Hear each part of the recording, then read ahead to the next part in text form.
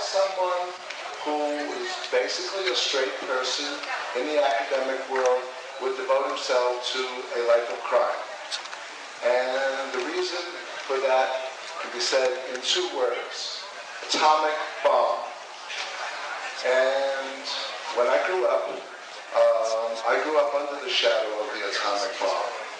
And my father was on the second rank of the Manhattan Project and also the Chicago Substitute Alloy Metals that made the first fissionable uranium. So I was very impacted by this growing up and watching the horrific destruction of and vaporization of cities and people, and thought to myself, there's got to be a better way than this. One of my father's exchange student was an Indian who I knew as Raja. I thought that was his name. But he was actually a Raja from India studying under my father at Columbia and Brooklyn Poly to get his PhD in chemistry. He taught me yoga. And so I began to realize that besides the scientific background, there was also a spiritual side to life.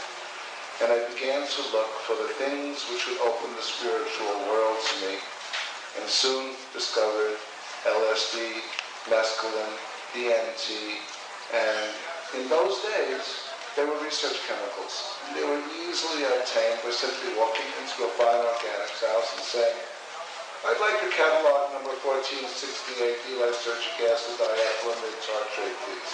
Oh, good, yes, sir. And how much would you like of that? Oh, I said, well, this week I'll just have a tenth of a gram. And I'm dressed in calfskin boots and a paisley pants and, all this. And they thought this was very novel. And I started to be friends with the presidents of these fine organic houses and making compounds for them, rare intermediates that I would use for making DMT and DET and LSD and mescaline, and I would sell them intermediates which they could then resell to people interested in these compounds. As I started to use psychedelics, my first experience was mescaline. And I had such a profound experience taking mescaline. I did it with a 3-day fast, meditation, yoga. I believe strongly in elaborate preparation for a psychedelic sacrament. I think these are healing medicines, all of them, either the synthesized ones and also the plant helpers. I believe also that they can be used successfully and creatively for recreational use, and they can be also used for deep spiritual use. As the time went on, I had to make a decision because the restrictions began to be applied by the FDA, who at that time were the only people who had any involvement with this. And so they would come around and they would say, oh, Mr. Sand, I see you're here on this list of people who have bought this experimental compound, D-lysergic acid diethylamide tartrate. Not that they could ever pronounce it correctly, but they attempted to. And I said, oh, yes, that was really interesting. I got this, came with a little teeny vial, and as I opened the package, it dropped and fell on the floor. You see that little stain? That's where it went to. He said, yeah, but what about the 2 pounds of mescaline that you ordered? Oh, the mescaline, that was great. We have to put that on the cereal every morning. It was wonderful. That was a very bright, sparkly day. It was all gone. I said, oh, well, if you get any more, would you please return it to the FDA or to the chemical? Absolutely, sir, no problem. Slowly, I began to realize that the FDA was not going to be able to do the job that it had been appointed to do, which is to guard our safety and to guarantee the purity of the drugs and the safety of those drugs that we take. And that because of this weird gray zone that turned into a black zone of draconian and evilly politically motivated laws, which had nothing to do with safety testing or anything like this, the drugs became more and more illegal, and as a result of people having to go deeper underground, it did not have the ability to to find pure psychedelics. So then a lot of problems occurred. In fact, many years after I was arrested, I had the opportunity to speak to the head of the DEA chemist, Bob Sager, and he said, you know, Nikki, when I was so glad when I busted you, and I was able to provide all the evidence. As we started to investigate this evidence, I noticed that all the Orange Sunshine tablets were exactly 300 mics. Not 299, not 301 ounce. Kind of like perplexed at how you managed to get such great precision. Then we started analyzing the material, and we found it was absolutely pure, one-spot material. And then I began to wonder about what I had done, and when we had got you safely away in prison, I realized I had done a disservice to the public, because the rotten mixtures that had come after that poisoned so many people were actually the results of our work. Eventually, I developed Orange Sunshine with Robert Timothy Scully, who was a disciple of Augustus Owsley Stanley, who was the man who did the first production runs of LSD that really kicked off the whole psychedelic revolution, and that was White Lightning, made by Owsley. And he was a great motivator to me. He kicked me in the ass about the purity of my compounds and made me perfect my art so that I could produce really pure compounds.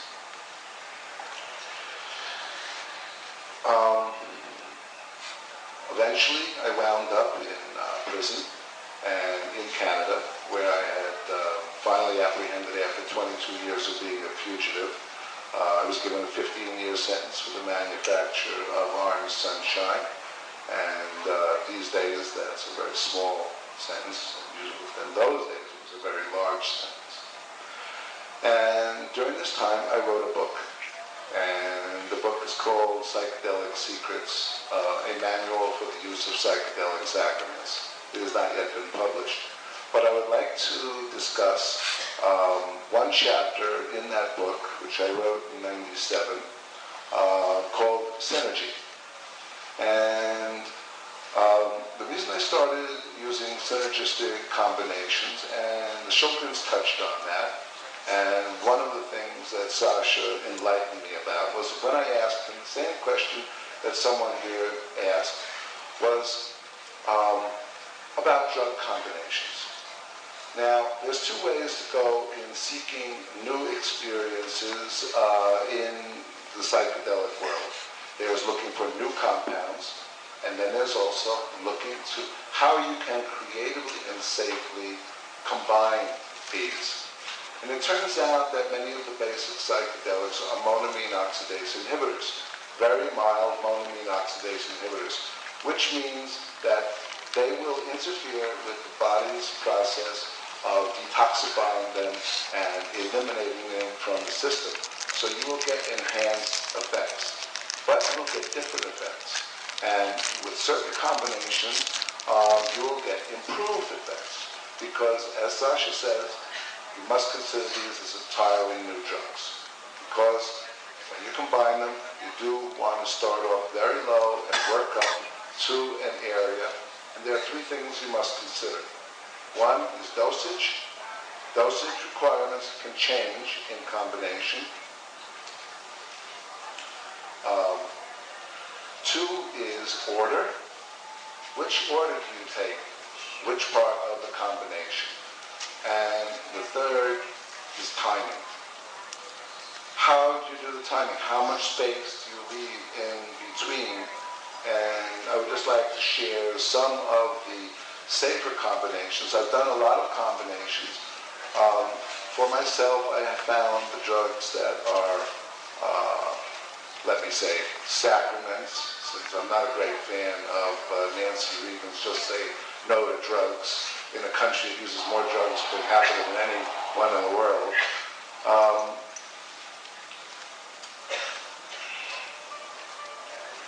The sacraments that I consider the true ones are mescaline, DMT, psilocybin, LSD, and Ibogaine. I consider these the five most sacred. Now, one of them is an artificial, the other come from the plant helpers. The other two that I found have been the MDA, MDMA family of empathogens, and they open the heart. Having studied G, I began to look at this, the physical, emotional, and mental centers as a way of understanding which drugs affect which part and how they do it, and how to combine them with this in mind. For instance, one of the combinations that you can use is MDMA and LSD. Now, they will combine in different ways in terms of which is the initial one and which is the non-initial one. For instance, if you take MDMA first, which is my preferred way to do it, people do it the other way. This is sometimes referred to as candy flip. I refer to these as synergistic combinations. The synergy is a combination of two drugs which will give you an experience which is different from either of the two, but it may be an enhanced version, like as in a hybrid. You can sometimes bring out the best qualities of both sides of the thing that you're combining. You can also bring out the worst side. So when you're working with synergistic combinations, you have to keep this in mind. Dosage, order, timing. So the first synergy I did was very, very early on in the 60s, and this was LSD, and in about the 8th or 10th hour was to smoke DMT. And the spiritual visionary experiences of that combination are pretty fantastic. And you do get into this place where people will say, oh, you're not ready for this. Go back. No, you're not high anymore. Goodbye. Or you go into higher and higher realms and you start to get messages about what you can do. For instance, I became very enamored of psychedelics when I was in my latter years of studying anthropology. And I had lived with Maria Sabinas down in Oaxaca and had been initiated in the mushroom ceremony with her. Sort of followed in Hoffman's footsteps. And so one night, me and my little two lab techs were tripping, and we decided to take some DMT. It was kind of like scary. And this is like the early 60s. We had never thought of combining two things. God knows what's going to happen. And so I took out my DMT pipe and I smoked some DMT about the 10th hour of LSD, and the heavens opened up and I saw some things that were just truly amazing. So smoking DMT, the end of an LSD trip, I think is a good combination, and one that you can titrate by smoking a little bit, smoking a little bit more, smoking a little bit more during the LSD trip, and you can slowly work up to the level that is the most cosmic and the most comfortable for you at the same time. So I thought, well, that was interesting. So I started looking for other synergistic combinations. And the next synergistic combination I came across was combining another tryptamine with LSD, which was closely related to DMT, which was the psychedelic mushrooms. And I think I was listening to the Beatles' Abbey Road album, and it was She's So Heavy. And I was coming on first. I took psilocybin because I wanted the more gentle and motherly effects of psilocybin to come on first. Then I took about 2 grams, and then I took 200 mics of acid. This is fairly robust doses. And rainbows started growing out of the air. It was quite exquisite.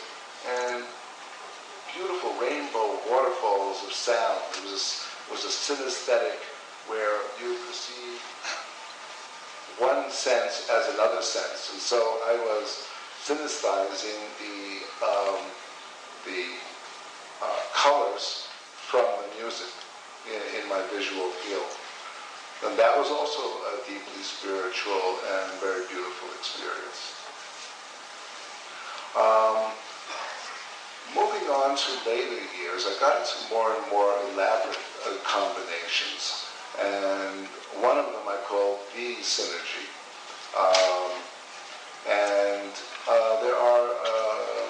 It took me many years to work this out. I started this about 15 years ago, and I worked on it until the time I was arrested in '96. And this is a very interesting, and it's a rather esoteric combination. It is starting off with a small amount of GHB, a sub-threshold dose. We found that GHB seems to have an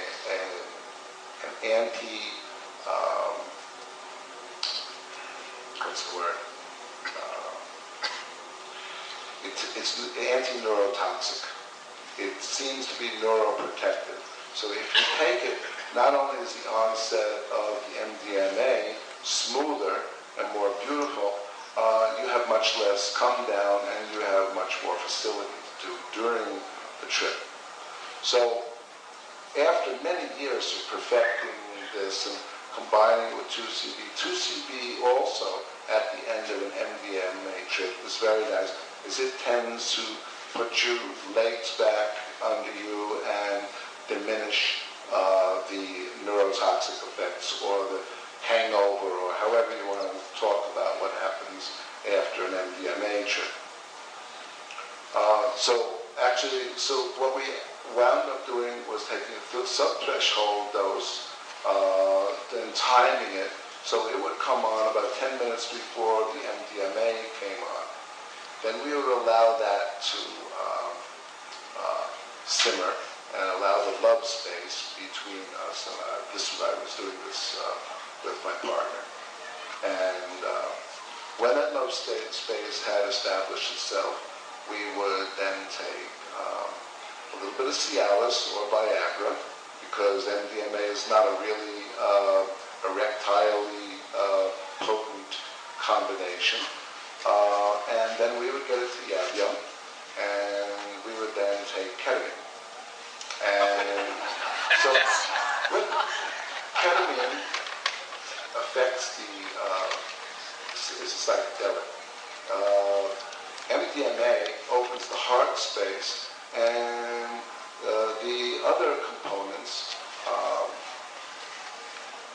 work on harmonizing the physical centers. You get the three centers working in harmony, and you move into a place that we call the God plane, which is an exquisite place to be in.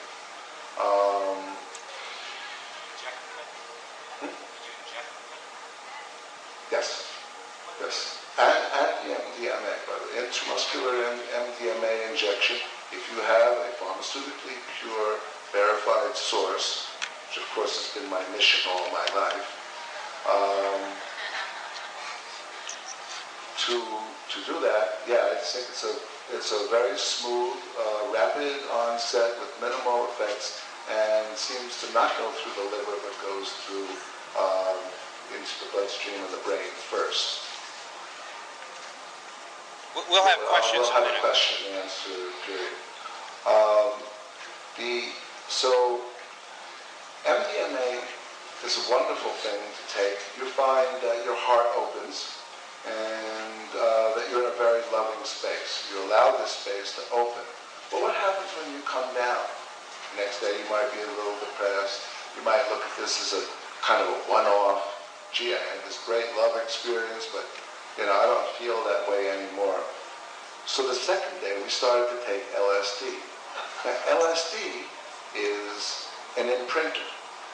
So what we found happening was that besides the usual joy and hilarity of LSD, we found that the love space that we had developed on the first day was now imprinted And so as far as under proper guidance, I think this would be a wonderful marital aid, because as time went on, I just got closer and closer to that person rather than getting tired of that person. Anyway, so there are some of the synergistic effects of some of the combinations. Thank you, Nick, and will you all help me welcome a real hero, St. Nick Federer. Thank you.